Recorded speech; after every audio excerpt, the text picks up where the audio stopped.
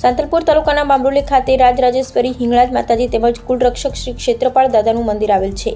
આજરોજ પવિત્ર જેઠ સુદ પૂનમના દિવસે સાંતલપુર તાલુકા બામરોલી ખાતે જીવરાણી દક્ષિણની પરિવારના કુળદેવી રાજરાજેશ્વરી સિંહ હિંગળાજ માતાજી તેમજ કુળરક્ષક શ્રી ક્ષેત્રપાળ દાદાના મંદિર ખાતે મોટી સંખ્યામાં દર્શનાર્થીઓ દર્શનનો લાભ લે છે, ભોજન પ્રસાદનો લાભ લે છે।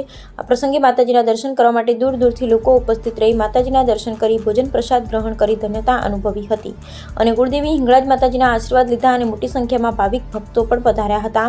માતાજીના નિજ મંદિરે માનવ મહેરામણ ઉમટ્યો હતો અને ભોજન પ્રસાદ લાભાર્થી જીવરાણી નરભે રામભાઈ કાળીદાસભાઈ પરિવાર દઈ ગામડા હાલ વારાહી આવતી પૂનમે ભોજન પ્રસાદના લાભાર્થી જીવરાણી જેઠાલાલ કાળીદાસ દઈ ગામડા દર પૂનમે ભોજન પ્રસાદના લાભ અલગ અલગ લાભાર્થીઓ હતા।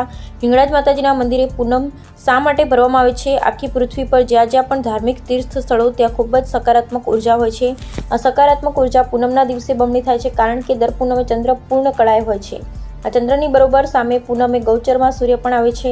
સૂર્ય અને ચંદ્ર બંને ગ્રહો પૃથ્વી પરના અનેક ધાર્મિક સ્થળોએ પોતાનું તેજ પાથરે માટે જો તમારું મન ચંદ્ર અને આત્મા સૂર્યને શુદ્ધ કરવા હોય તો તમારા કુળદેવી અથવા ઈષ્ટદેવના મંદિરે તમારે ચોક્કસથી પૂનમ ભરવા જવું જોઈએ। આવું હિન્દુ ધર્મમાં માનવામાં આવે છે। આજે પવિત્ર જેઠ સુદ પૂનમના દિવસે કુળદેવી શ્રી હિંગળાજ માતાજીના દર્શનનો લાભ લેવા મોટી સંખ્યામાં ભક્તો ઉમટ્યા હતા। Bureau report Hitesh Thakkar.